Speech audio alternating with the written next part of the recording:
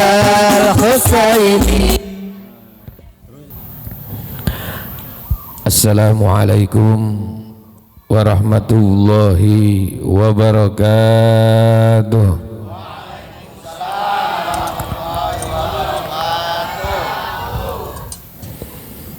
Alhamdulillahilladzi a'azzana 'alal imani wal islam.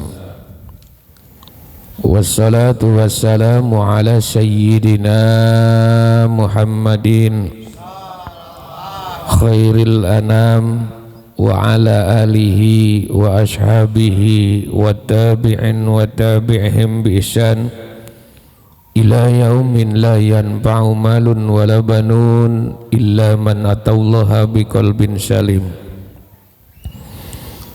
Fa inna ahsanal hadisi kitabullah wa khairu huda Muhammadin sallallahu alaihi wasallam wa khairal umuri awsyatuha wa syarral umuri muhdasyatuha wa kullu muhdatsatin bid'ah wa kullu bid'atin dalalah wa kullu dalalatin finnar. Subhanaka la ilma lana illa ma 'allamtana innaka antal alimul hakim. Allahumma rabbi shrah li sadri wa yassir li amri wahlul 'uqdatam min lisani yafqahu qawli. Faqad qala Allah ta'ala fi ayatihil karim wa huwa asdaqul qailin. A'udzu billahi minasyaitonir rajim. Bismillahirrahmanirrahim. Wa innaka la'ala hulukin azim.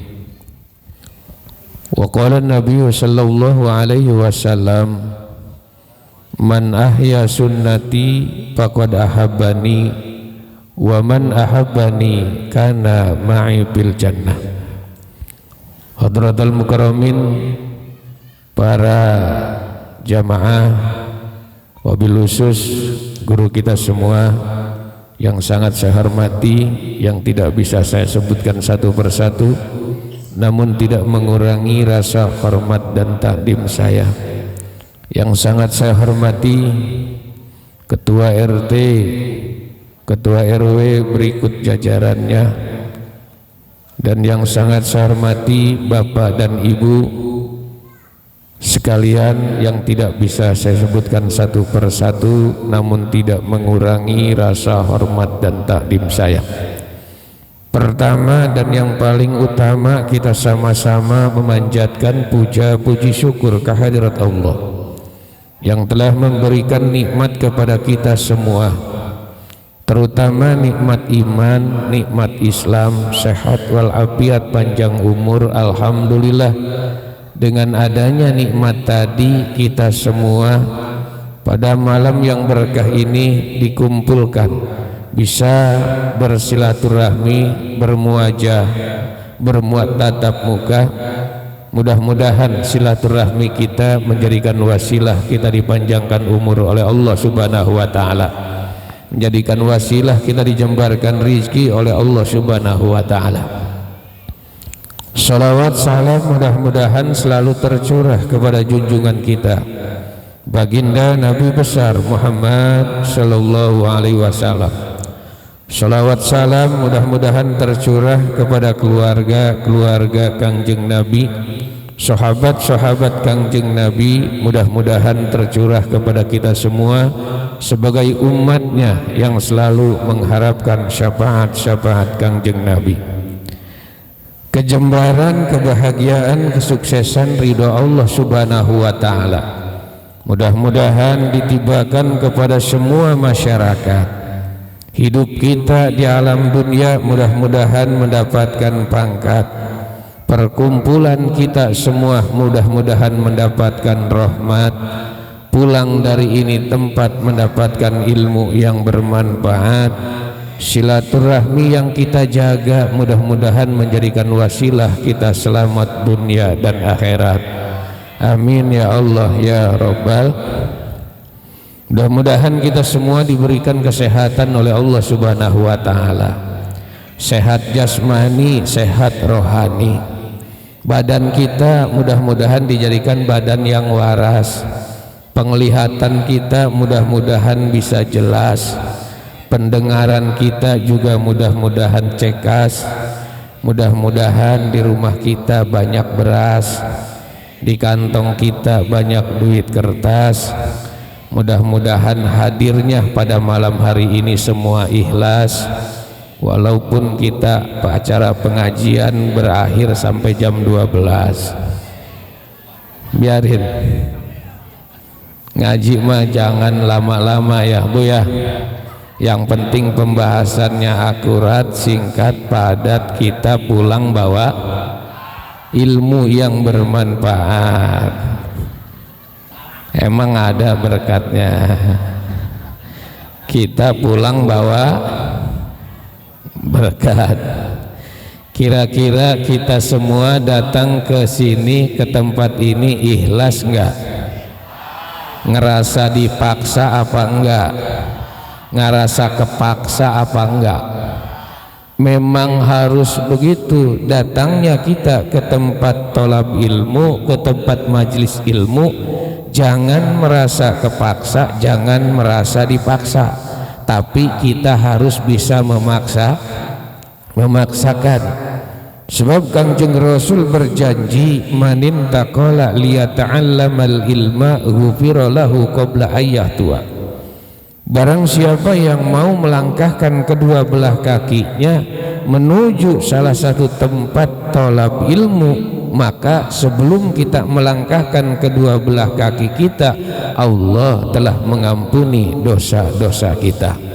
Amin ya Allah ya Rabbal alamin. Mudah-mudahan dengan wasilahnya kita semua duduk di tempat ini, mudah-mudahan dengan niat kita yang baik, gerak kita, duduk kita, makan kita di tempat ini dicatat oleh Allah sebagai ladang ibadah kepada Allah Subhanahu wa ta'ala.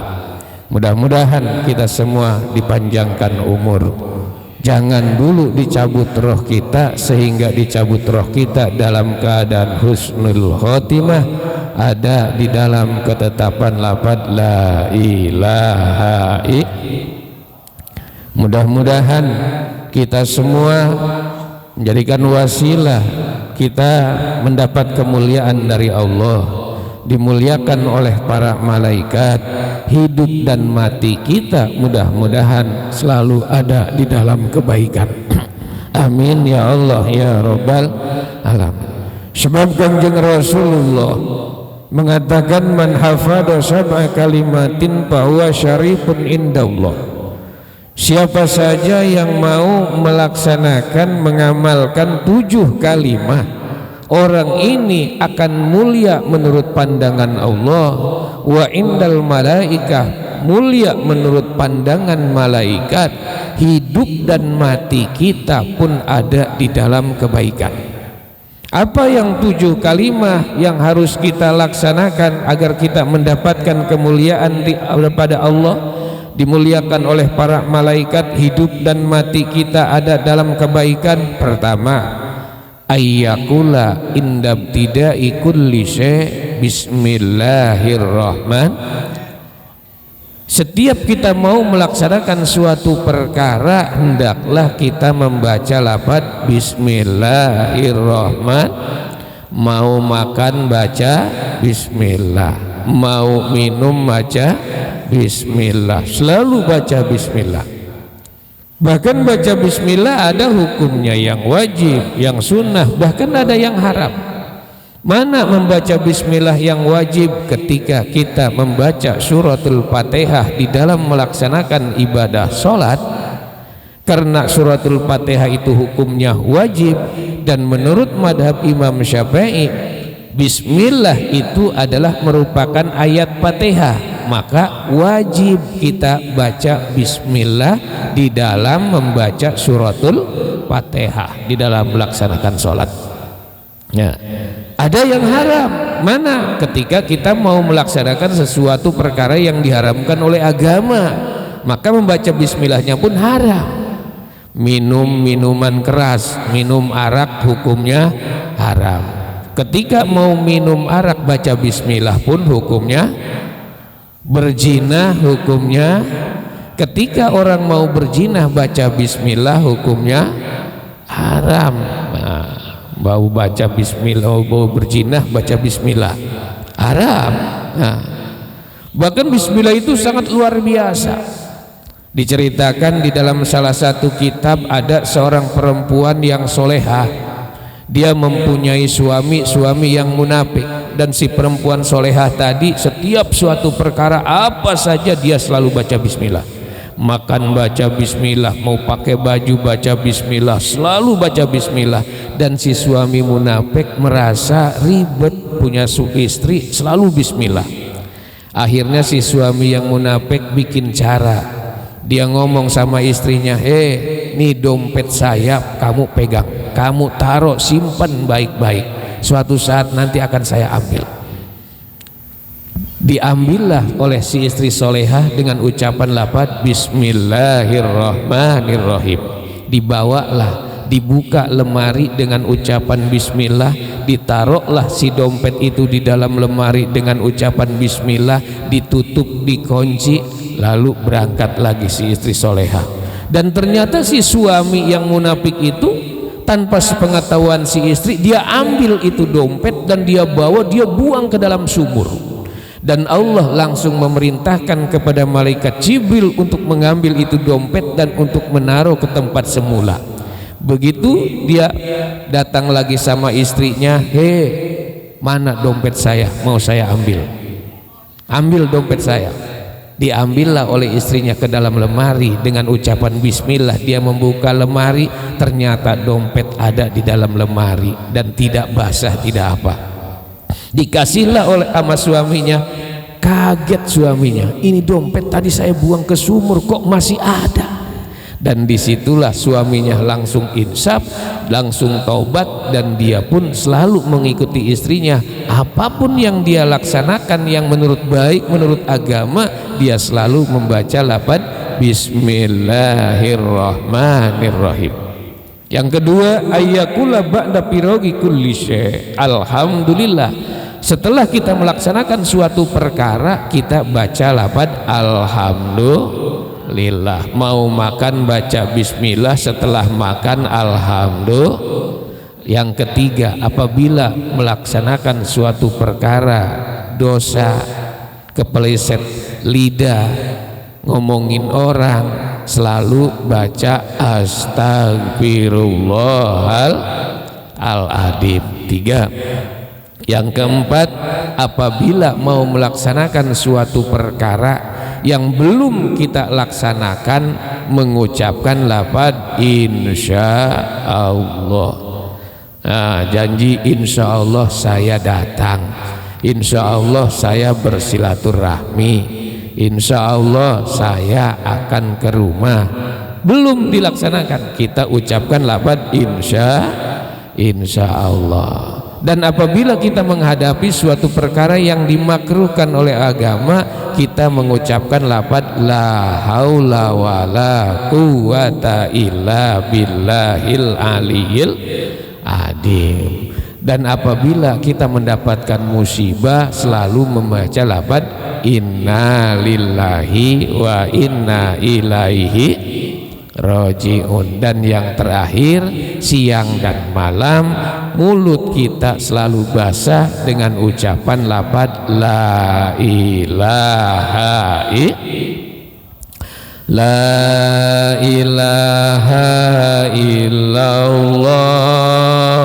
la ilaha illallah, la ilaha illallah, Muhammadur Rasulullah, la ilaha illallah, la ilaha illallah, la ilaha illallah, Muhammadur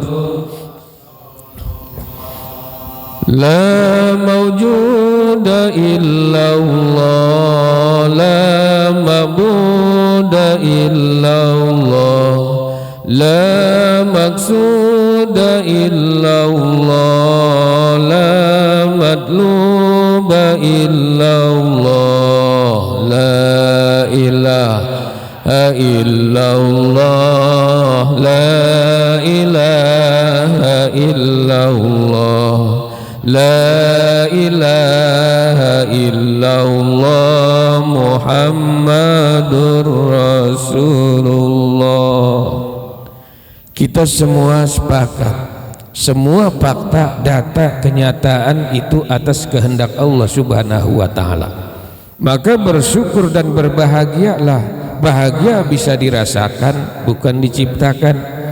Bagaimana kita caranya mendapatkan kebahagiaan? Kita dekati yang memberikan kebahagiaan kepada kita, yakni Allah Subhanahu wa Ta'ala. Bersyukur atas nikmat Allah, atas nikmat panjang umur. Sampai sekarang kita memang belum dikubur, kita mendapatkan umur yang panjang. Lihat ke atas untuk selalu berharap, lihat ke bawah untuk selalu bersyukur, lihat ke sekeliling untuk selalu berbagi. Jangan pernah berpikir untuk sempurna, tapi berpikirlah bagaimana diri kita bisa berguna untuk sesama. Lihat ke atas untuk selalu berharap, meminta, berdoa kepada Allah Subhanahu wa Ta'ala. Usaha teruskan, barengi dengan berdoa kepada Allah. Sebab orang usaha tapi tidak mau berdoa, itu orang sombong. Kalau orang berdoa terus-terusan tapi tidak mau usaha, itu bohong. Kalau orang nggak mau usaha, nggak mau berdoa, pocong itu mah. Usaha nggak mau, berdoa nggak mau. Usaha teruskan, berharap, meminta, berdoa kepada Allah Subhanahu wa Ta'ala. Lihat ke bawah untuk selalu bersyukur. Kalau kita pengen punya rasa bersyukur, harus lihat ke bawah. Alhamdulillah saya punya mobil, kemana-mana nggak keanginan, nggak kepanasan, yang naiknya juga banyak. Ternyata tetangga saya cuman punya motor. Lihat ke bawah. Yang punya motor lihatnya ke bawah, jangan ke atas. Alhamdulillah saya punya motor, kemana-mana bisa cepet, jalanan macet saya bisa selap-selip. Beli bensin cukup 20.000, naiknya cuman berdua. Tabrakan yang meninggal nggak banyak, doa. Ternyata orang lain, tetangga saya cuma punya sepeda. Yang punya sepeda harus lihat ke bawah. Alhamdulillah saya punya sepeda. Tetangga saya nggak punya sepeda, cuman jalan kaki. Saya sehat bawa sepeda, kemana-mana digoes bawa sepeda. Irit nggak perlu beli bensin, irit kena bensin, cuman boros kena makan sehari sampai 6 kali.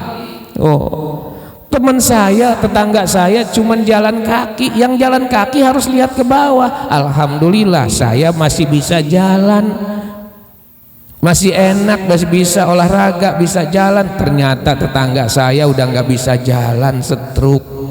Yang setruk lihatnya ke bawah. Alhamdulillah saya mah setruk juga masih hidup. Tetangga saya mati nggak kembali lagi sampai sekarang. Tapi kalau kita lihatnya ke atas, rasa syukur akan hilang.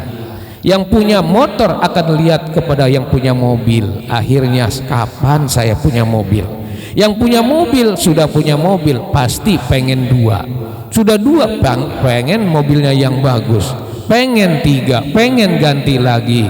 Ujung-ujungnya istri juga pengen nambah. Kalau lihatnya ke atas. Kalau lihat ke atas, artinya kalau kita makan dengan ikan teri, jangan suka membayangkan ikan bandeng. Ntar teri nggak terasa, bandeng nggak ada. Rasain aja teri, emang adanya ikan teri. Ya, punya suami tinggi, jangan ngebayangin yang pendek, udah ada yang ada. Punya suami pendek, jangan bayangin yang tinggi. Punya suami hitam, gak usah minta ya Allah putihkan suami saya.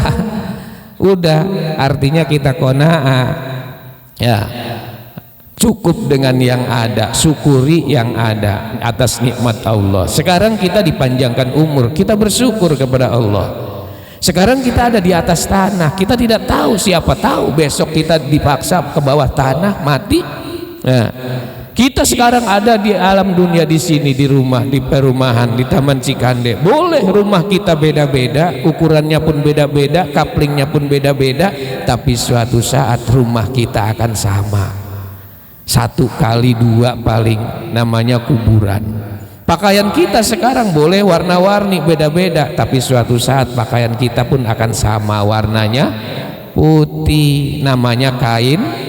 Kapan kita mau dikapankan? Kapan-kapan pasti kita akan dikapankan. Nah, semua orang bisa membeli jam tangan, tapi tidak akan bisa membeli waktu.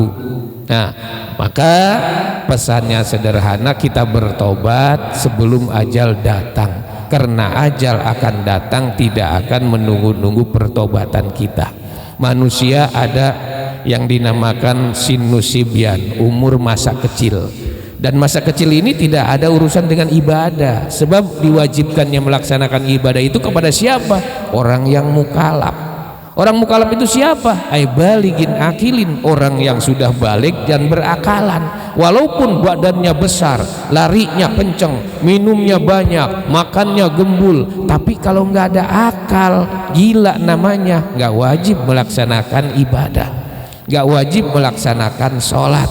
Nah, maka dari sinusibyan, umur masa kecil, nanti ada sinus sabab, umur masa muda. Masa balik sampai 40 tahun itu udah masa muda.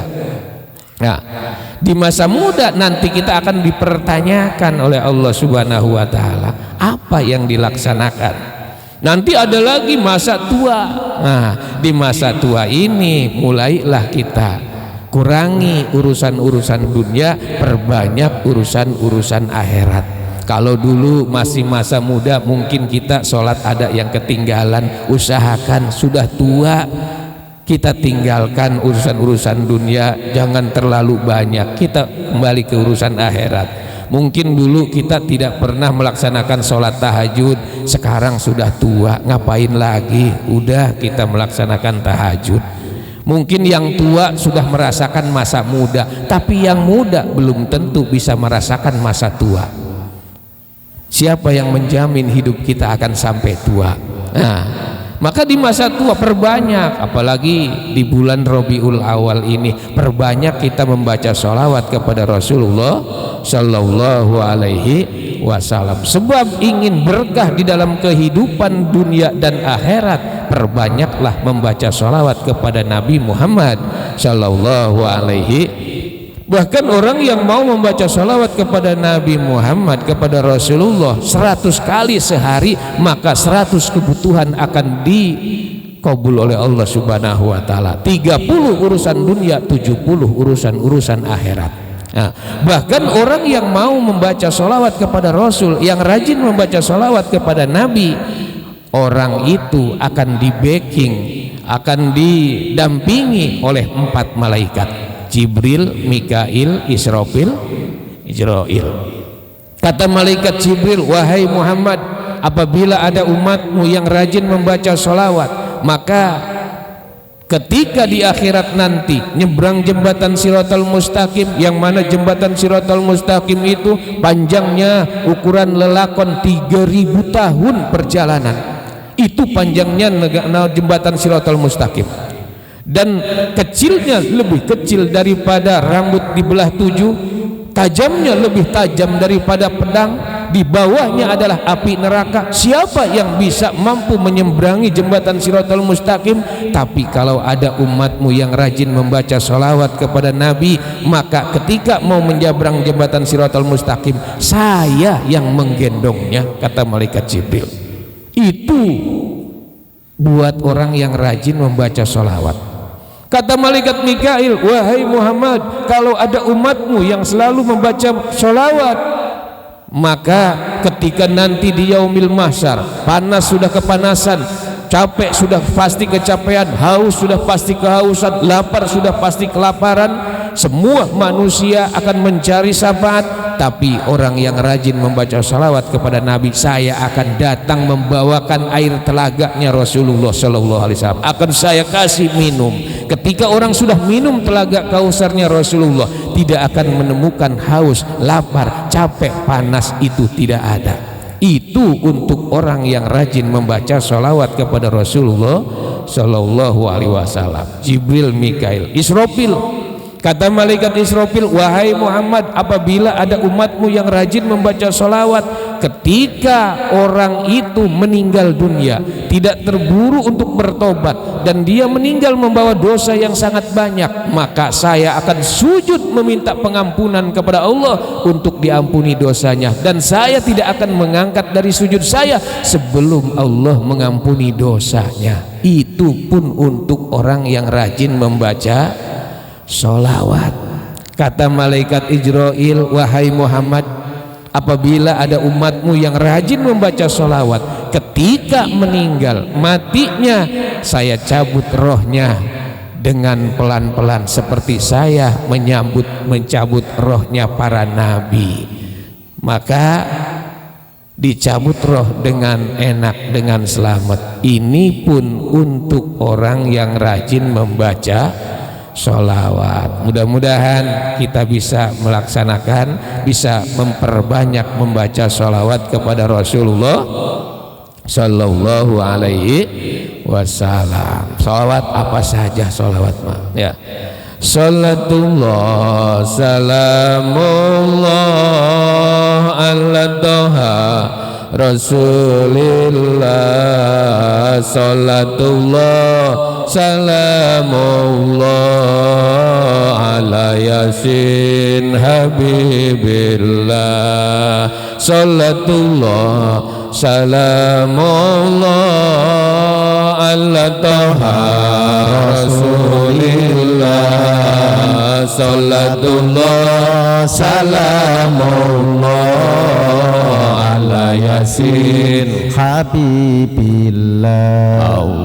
Allahumma salli ala sayyidina Muhammadin tibbil qulubi wa dawaiha wa afiyatil abdani wa shifaiha wa nuril absari wa diyaiha wa ala alihi wa sahbihi wa salim. Berkahnya sholawat, musibah diangkat di hari kiamat, kita semua dapat syafaat. Di hari kiamat kita semua dapat syafaat. Mudah-mudahan kita semua mendapatkan syafaat dari Rasulullah Sallallahu Alaihi Wasallam. Di alam dunia kita semua berkumpul, mudah-mudahan di akhirat nanti kita dikumpulkan di bawah benderanya Rasulullah Sallallahu Alaihi Wasallam. Ada pepatah mengatakan, kalau ingin berkah di dalam rumah tangga, carilah ridho orang tua. Kalau ingin berkah di dalam usaha, carilah ridho mertua. Kalau ingin berkah manfaat ilmu, carilah ridho guru. Nah, tiga ini sangat luar biasa. Kalau kita pengen berkah di dalam rumah tangga, carilah ridho orang tua. Ada pepatah mengatakan, orang tua kaya, anak akan jadi raja. Tapi belum tentu anak kaya orang tua jadi raja, belum tentu. Kadang-kadang anak kaya orang tua jadi pembantu. Tapi kalau orang tua yang kaya, anak akan jadi raja. Orang tua punya anak 9, diurusin sama orang tua bisa keurusin, tapi anak 9 ngurusin orang tua 1, banyaknya ribut melulu ya itu. Tapi orang tua kita sangat luar biasa. Maka pengen berkah di dalam rumah tangga, carilah ridho orang tua. Semasa orang tua kita masih ada, kita dengan secara langsung, orang tua kita sudah tidak ada, dengan cara kita mendoakannya, menziarahinya ke kuburannya. Birrul walidain, berbuat kebaikan kepada orang tua. Sekarang banyak orang berziarah kemana-mana, kuburan wali dia datengin, kuburan wali dia samperin, kuburan orang tuanya nggak pernah dia ziarahin. Banyak orang, setiap kiai, setiap ulama dia pinta doanya, dia pinta airnya, dia pinta barokahnya, tapi orang tua yang masih ada di rumah nggak pernah dia pinta doanya. Nggak bakalan dapat itu karomah wali kalau karomah yang di rumah kita nggak kita dapatkan. Itu ibarat kata ayam yang masih liar kita kejar-kejar, ayam yang sudah matang yang tinggal makan yang ada di rumah kita tinggalkan. Nggak bakalan dapat itu ayam yang liar kalau ayam yang udah matang kita nggak makan. Seharusnya karomah yang jelas ada di rumah kita dari orang tua kita ambil dulu karomahnya, baru kita ambil karomah wali yang di luar, dapat baru.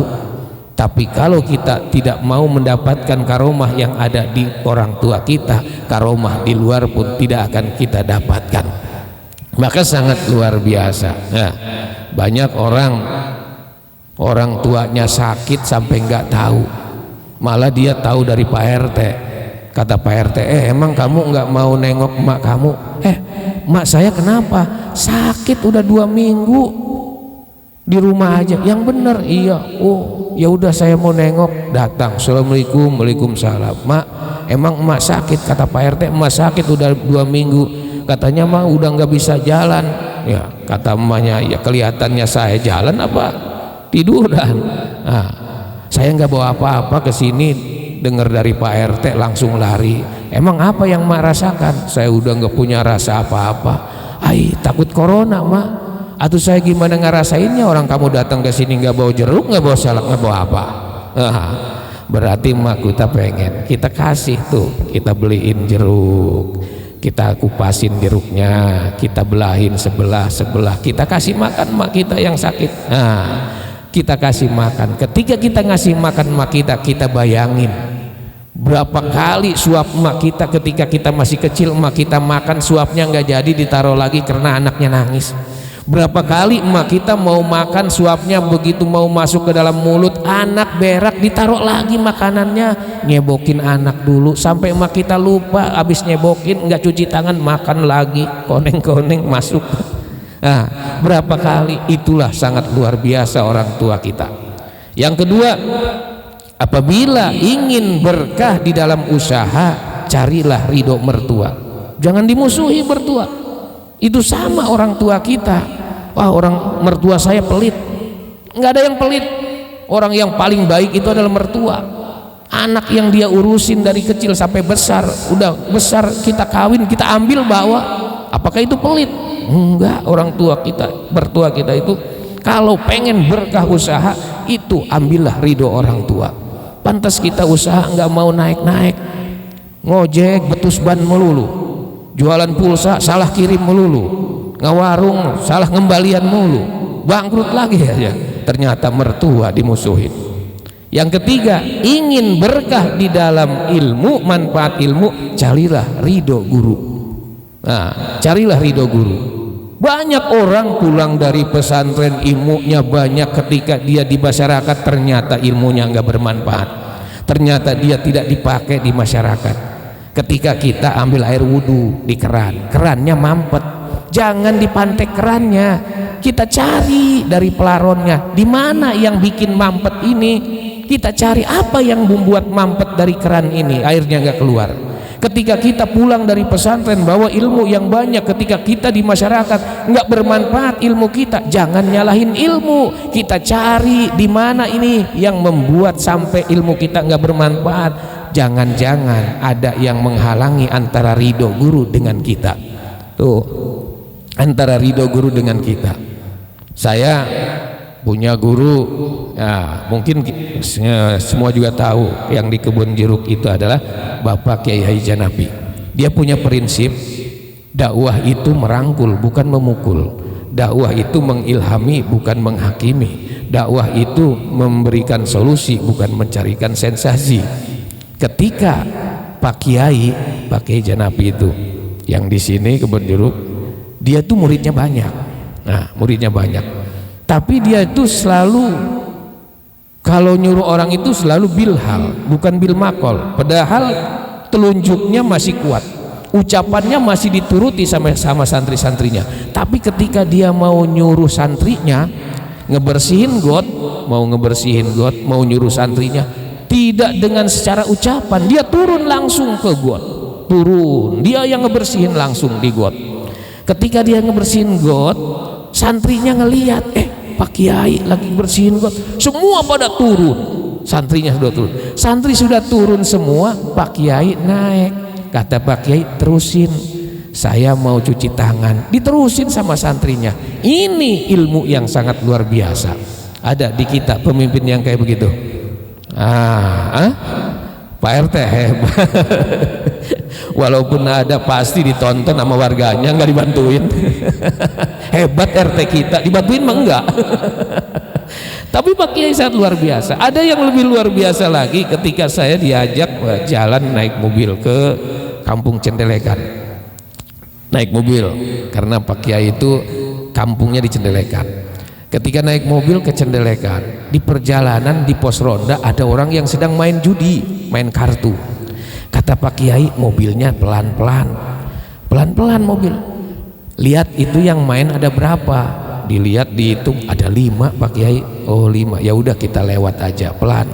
Di depan ada warung, kita berhenti di warung. Setelah berhenti di warung, ternyata Pak Kiai langsung turun, dia beli rokok, beli kopi, beli minuman, beli roti juga, kacang. Kita balik lagi nyamperin yang main.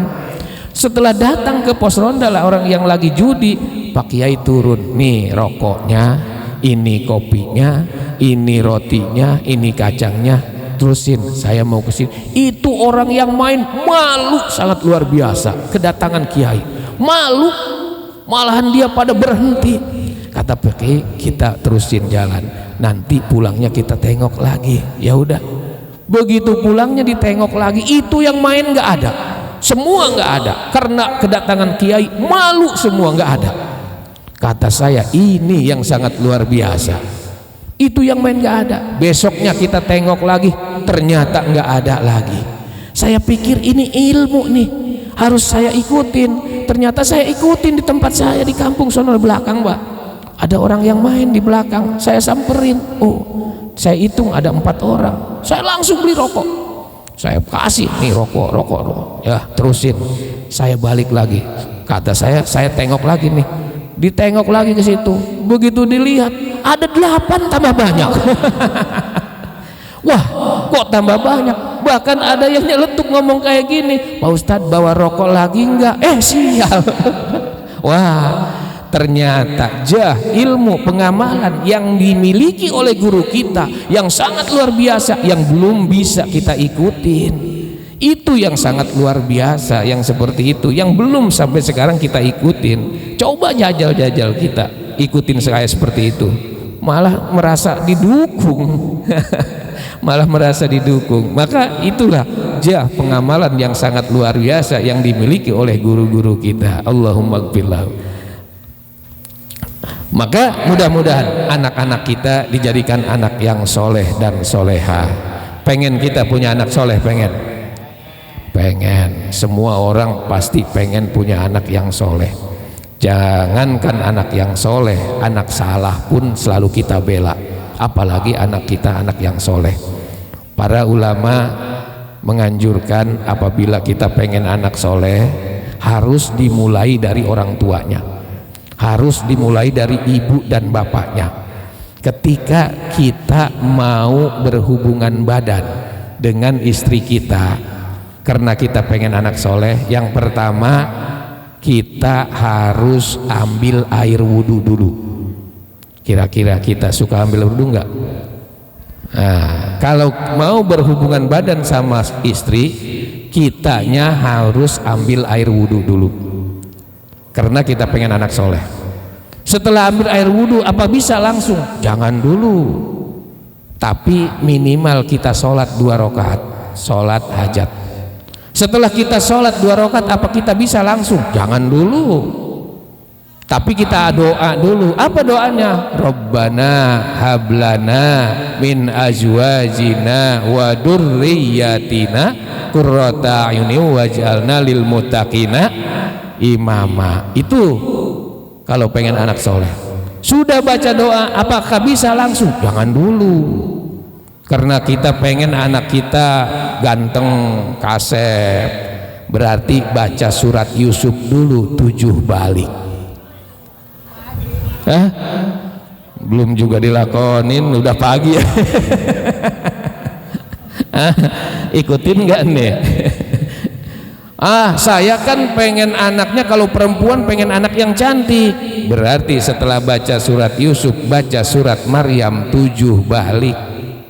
Setelah baca surat Maryam langsung, kan kita pengen anak kita cerdas, berarti sholawat 12.000 kali.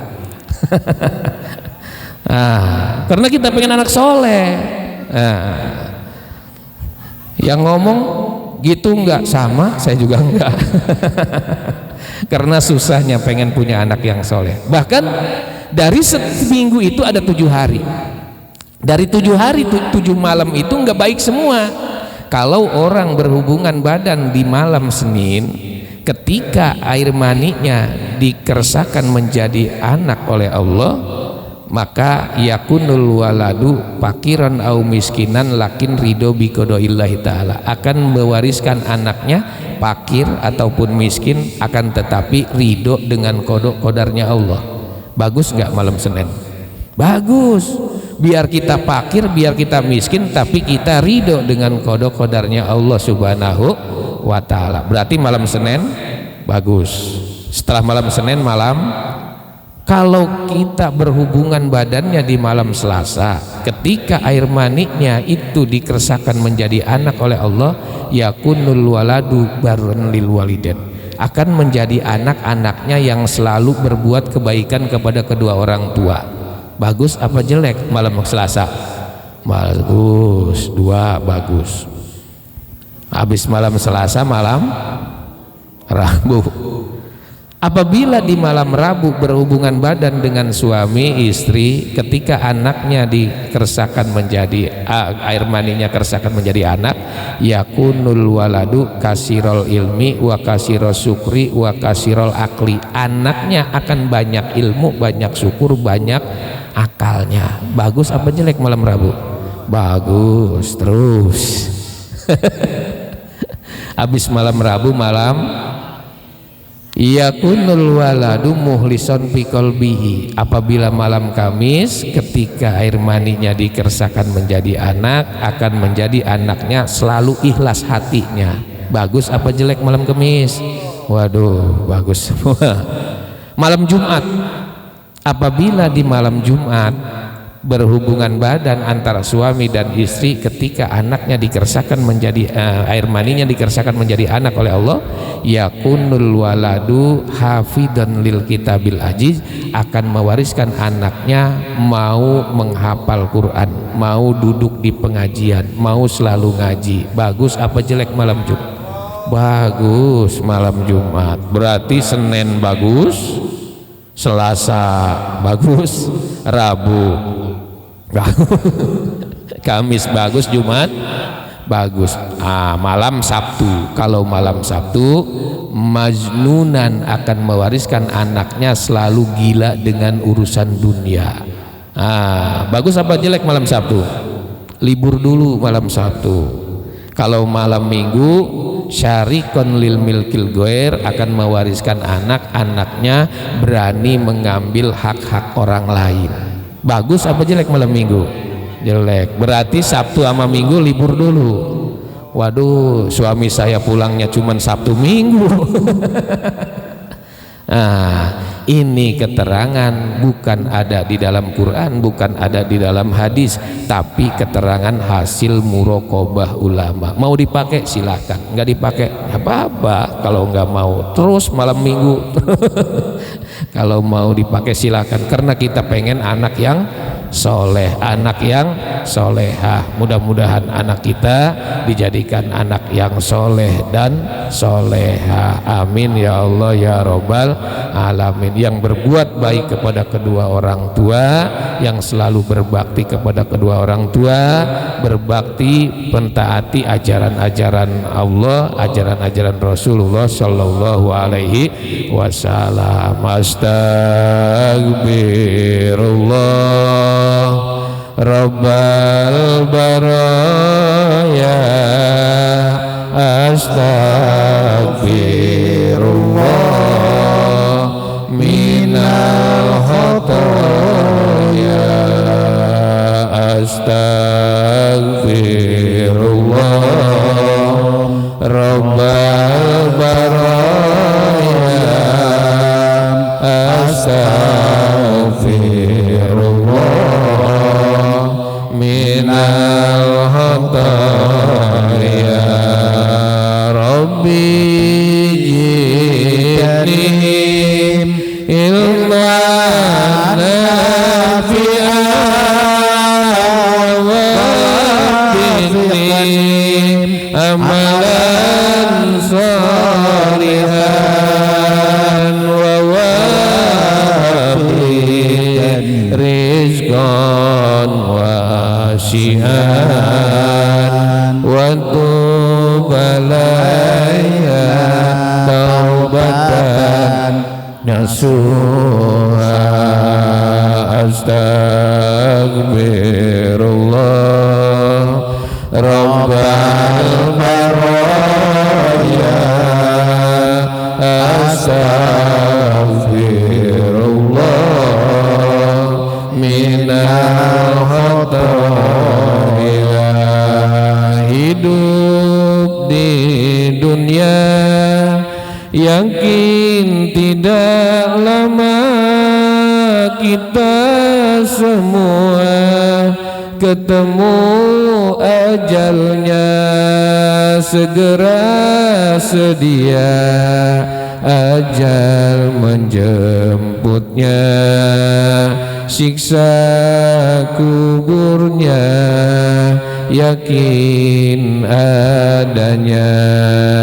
Astagfirullah Rabbal baraya, astagfirullah minal khotoya.